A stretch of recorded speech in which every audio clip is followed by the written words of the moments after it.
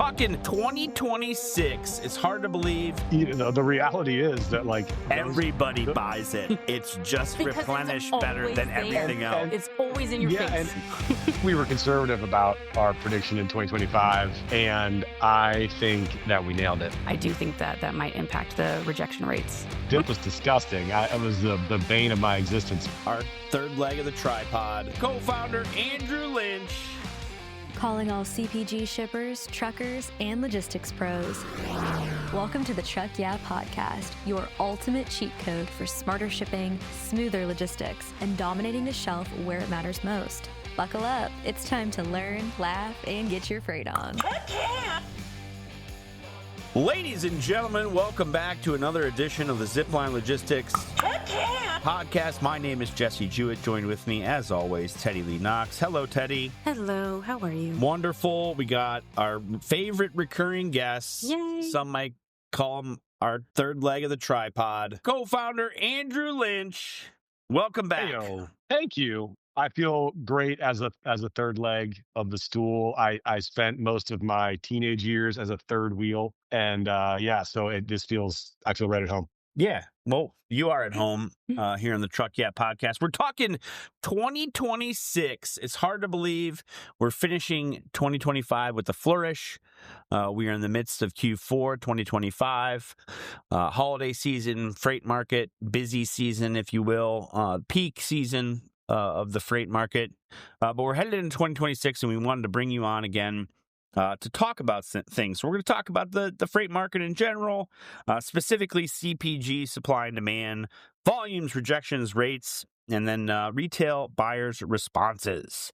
So right off the bat, Andrew, predictions for 2026. How do you see the market going? This time last year, we were talking probably the second half of 2025. Things were going to get really tight, and the demand was going to soar, and the supply was going to dip. I don't think we've quite hit that prediction, but what do you see for 2026? We were conservative about our prediction in 2025, and I think that we nailed it. 2026, I'm kind of standing with my motif of slow and steady improvement. So I do think that what will be unique about 2026 is that it'll be the first year since 2019 where supply, demand, pricing really behave the way that all of our modern supply chains were designed to behave.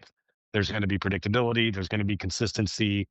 I think that volume will grow, from what it appears is happening in the consumer marketplace and in manufacturing and what seemed to be kind of the melody lines on the effect of the one big beautiful bill is that, we'll see some manufacturing uptick and some industrial production uptick. So I think that we're going to see improving dynamics on the demand side, but very steady and very comfortable. Nothing unpredictable. Nothing no black swans. And then I think that we're going to continue to see due mostly to the capacity to enforce, not because of how many bad actors there are, but I think we're going to continue to see capacity kind of get whittled out of the system.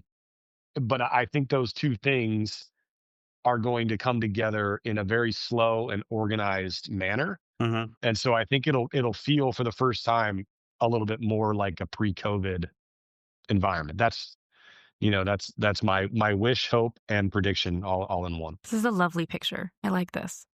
Yeah, I was gonna. Nice. Can you peel back the supply side of things? You talked about enforcement. I know we saw our first, bump, the non-domicile CDL, well, I guess legislation, are we calling it? I don't know. Enforcement, Yeah. like you said, that was beginning of November, end of October, beginning of November.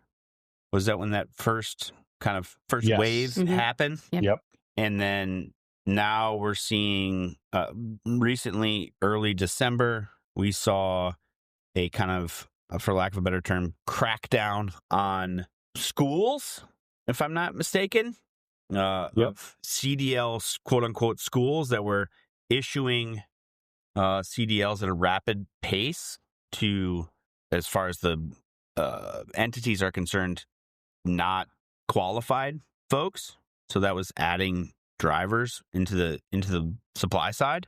And so the government or the forces that regulate these things, the regulatory bodies are saying, hey, we're gonna crack down on this. One, the non-domiciled CDLs, those are folks who don't live in the United States or maybe don't live in the States. Is it a combo of both? Yeah. To maybe add clarity to the opinion on, at least my opinion on the supply side, is I think that the last 2 years, the story on the supply side has been washouts due to economic conditions. Right. And that's still the case, kind of. Yeah. But I think by and large, that washout is sort of complete. Right. We've got, you know, I wouldn't say equilibrium, but we've got, enough of a washout of capacity where when, some of these peaks show up in demand, you see real tightness and you see, rates move, spot rates move, you see, kind of rejection rates go up. And that's a signal that, again, while we're not in like total equilibrium, that we're a lot closer than we've been in years. Mm-hmm. And then where I see there being, sort of catalyst for continued tightness, call it late 26, maybe even end of the year, is, as that non-domiciled CDL, enforcement starts to, I mean, look, I think they're enforcing it as well as they can right now. Yeah. There just isn't enough labor in the, those kind of government institutions to go out and really, drop a hammer on this stuff. Right. But, as you see, the ICE and the immigration stuff taking place, and as you see the non-domiciled CDL enforcement taking place, and then like you brought up, those MC number mills that are like, just cranking out carriers, and then also the chameleon carriers thing, which is really recent. I think that's maybe within the last couple of weeks. Yeah. Where the FMCSA has really started to dig into that. I think you're going to see like a high single digit percentage of decline in supply, and where that supply lives is what's key as far as like the broker performance space. Because again, we don't compete against tender rejections and stuff like that. What we compete against is our competitors' behavior, right? Yeah. And that's where Zipline wins, in whatever market we're in. And as you see those non-domiciled CDLs, those chameleon carrier CDLs and MCs, and the immigration population, that generally leaves its exposure to the small and like very small carriers, right? Like, one truck to under 5 trucks. Right. And those carriers, right? That's that massive sort of fragmentation in the small carrier marketplace, which obviously makes up, 90+% of the total capacity marketplace.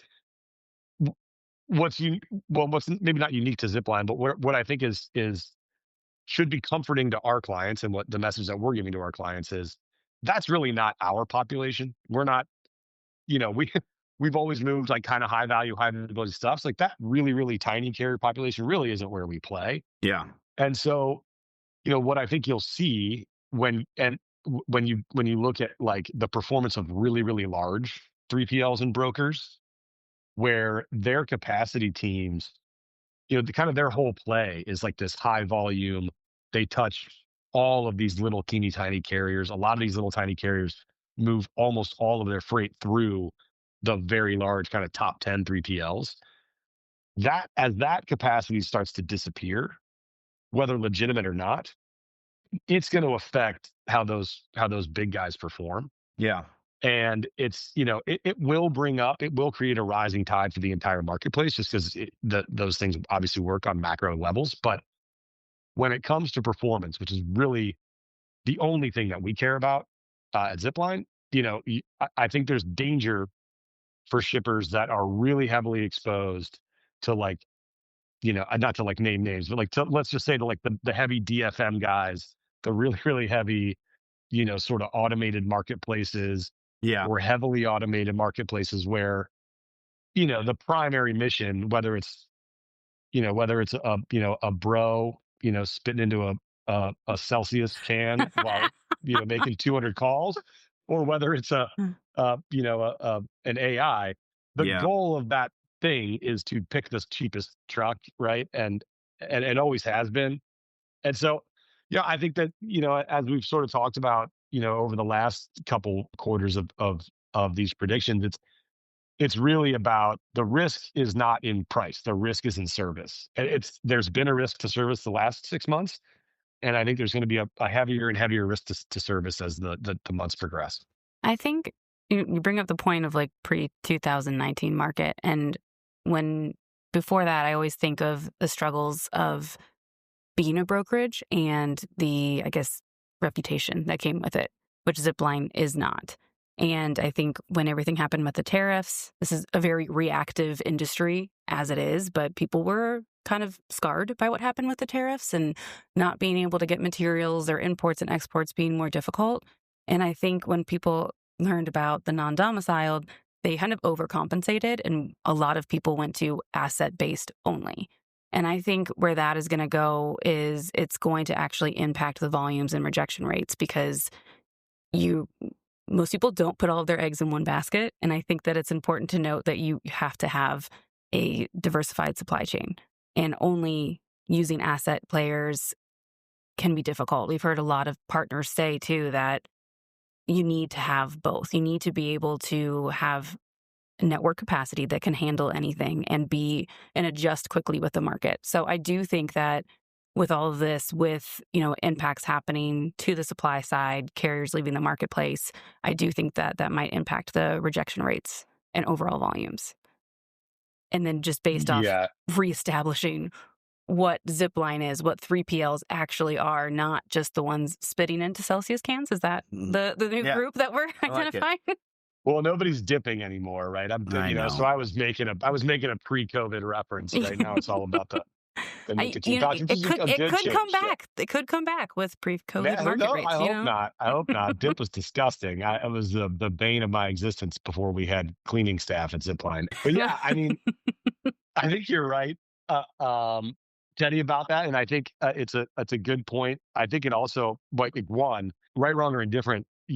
I think a lot of carriers, a lot of shippers, especially on the larger end of things, really shifted their focus heavily towards assets because they knew that they could capture highly competitive rates, like tracked against history.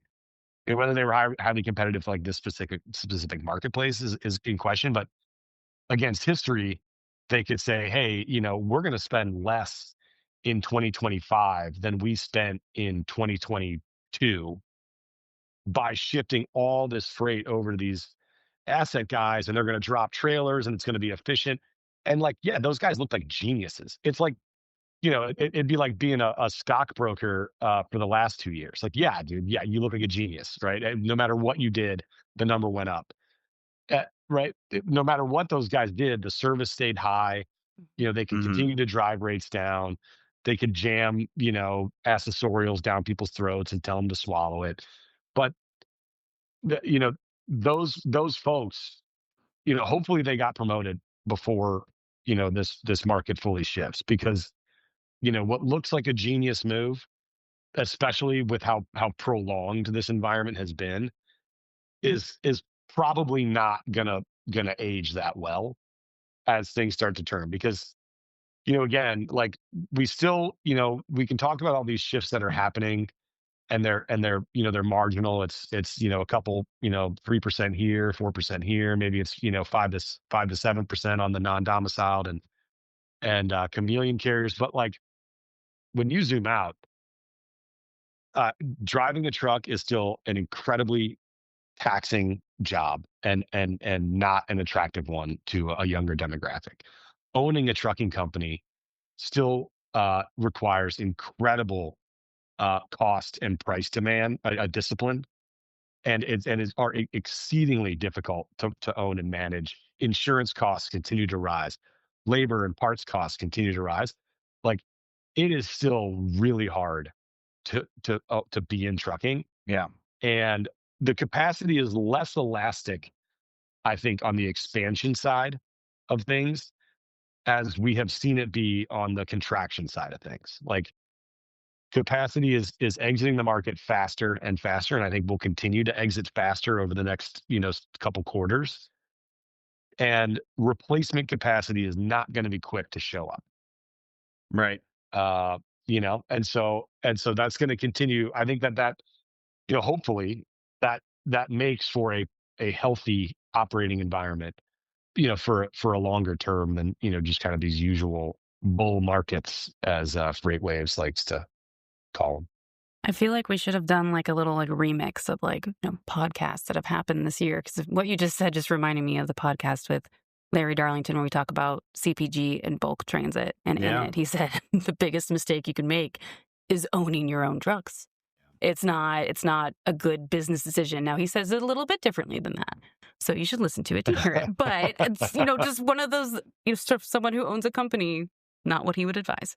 Well, yeah, and Ted, put that through the lens of how much of the conversation in the past 12 months, at least, like, there's been a healthier portion than at any time in this industry's history that I can remember, of people talking about the impact of private fleets, and how much private fleets had grown during COVID, and how they were pulling so much demand out of the marketplace and really also adding supply. Like, private fleets are a double whammy for like an intermediary marketplace, right? Because they add supply and remove demand. Mm-hmm. And owning trucks is the worst. These retailers, I mean, Walmart may not, right? I mean, Amazon may not, right? These folks that have incredibly high predictable volumes, kind of no matter what, they may not make changes to that.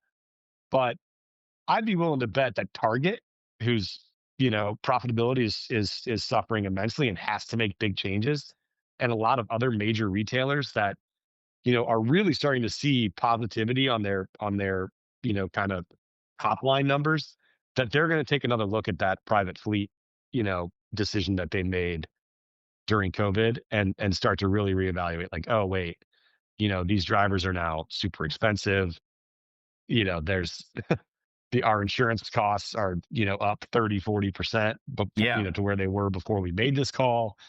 There's probably, an additional risk factor to balance. I would imagine those things take longer to peter out than, your average MC number just shutting down and moving back to Honduras. There's always a breaking point, right? And I think we saw that, not to get too topical, but this week, I forget the name of the carrier, but they were the number one carrier for the U.S. Postal Service for like the last 25 years or something like that. Oh, yeah. 10 roads. Yeah, there you go. And, it was 1,000 or 10,000 trucks or something like that. And they owned 60% of the U.S. Okay. So at some point, yeah, you would think in 1970 or whatever, when they got in with the U.S. Postal Service, it was a gravy train with biscuit wheels, baby.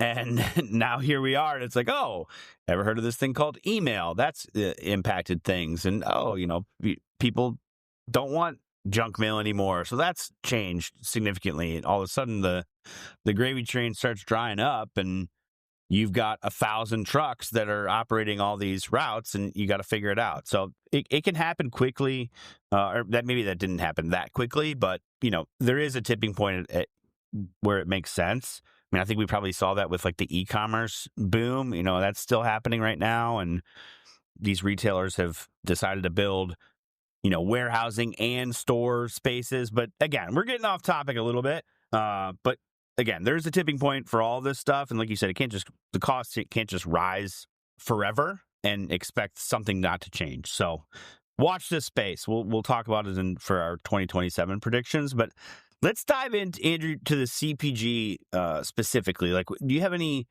ideas around private label brands or more competition within that space, or sustainability? What are you seeing in the CPG market specifically? Yeah, I mean, so these things over the years, I think if there's something that like has kept me up at night the most over the years, outside of like just the general ongoing panic attack of owning a freight company, is like, every time there's a downturn, private label numbers start, kind of skyrocketing, and like the whole world is like, wow, private label's really taking over, and like, it's really dominating it's the only growing, sort of segment inside of these retail outlets. And so I've tried as I've aged to react a little bit less like viscerally to these environments, but it is sort of a steady erosion where private label does, if you zoom out again over kind of 20 or 30 years, like private label does continue to take, kind of more and more wallet share. Mm-hmm. And it seems like it happens, like the catalyst is every time there's a big, kind of inflation spike, or every time there's a recession, or a contraction in the economy, that, people pivot into these brands. And as a result of that, these retailers have gotten really good at it, right? And so I think that those private label brands will continue to hold their market share by and large that they've gained over the last few years. But at the same time, you know, the American consumer is just unstoppable, and it's an unstoppable force. At the low end of the consumer market seems to be where all the tightness is right now. I think that explains why there's a little bit of an overweight effect from private label, right, across like kind of all categories. I think as the economy, at least hopefully at that lower end of the income spectrum starts to loosen up for folks, whether that's because, payrolls improve, or because, I mean, costs don't go down, but, spending power improves, meaning payrolls go up faster than costs, that you'll see that start to level out a little bit. At the same time, you know, again, like the American consumer is kind of always looking for better. I think that the tastes and preferences they shift, really consistently here. I don't know what it's like in older cultures than ours, but I could imagine that there's a little bit less like dynamism on food innovation, right? Like if your culture is thousands of years old and you have cultural foods that that you've eaten for thousands of years, Right. you probably don't need, a new flavor of potato chips to come out every, 7 seconds. But, when you're a 250-year-old culture and you don't have those kinds of, ingrained traditions, like, we look for innovation constantly. And so, for that reason, like I'll always be optimistic for the CPG marketplace. It's a place where great innovators, great ideas, and great entrepreneurs really, always have a chance to come in and shoulder themselves out some space. If you were suggesting how a CPG brand could best stand out in 2026, what would you tell said brand? I would tell said brand the same thing I would have told said brand in 2016, which is be on the shelf. Companies run, promos for product that moves. Product that's on the shelf is product that moves. Mm-hmm. It's just, it's the easiest way to ingrain yourself in a positive way with your retailer and with your end consumer, is to consistently be to consistently meet your end consumer where they are, which is at whatever grocery or retail outlet has the product market fit that matches your specific product. I wouldn't want to comment on consumer trends, beyond that, mostly because my opinions are not usually those of the broader marketplace. I want to add to that TikTok. Every brand that's been on TikTok, Shark Tank, gets noticed, goes into somewhere, and following private label brands. Because to me, private label brands are effective delegation. They're outsourcing the right things. They have the right colors. They have the right placement on the shelves. They make sure that things are there on time. You rarely see a private label product for that retailer unavailable. So I think those are all basically what you just said, Andrew, now that I'm realizing re-saying it. So I apologize. But no, that's a good, just adding that's to a that. good call out though, that like, if you want an example of why you should be on the shelf, take a look at how utterly rare it is for a private label to not be on the shelf. Yeah. They're not on the shelf because no one bought it. Yeah. You know what I mean? Like the shelf is never empty or is never full because no one's buying that stuff. That nature's If no one's buying basket it, pasta's always there, Teddy. Always there. Yeah, like I, it's funny because I would imagine that might be the mindset of them. It probably was my mindset at some point of like, man, like no one ever buys this stuff. It must suck. And the reality is that like everybody buys it. It's just replenished better than everything else. It's always in your face.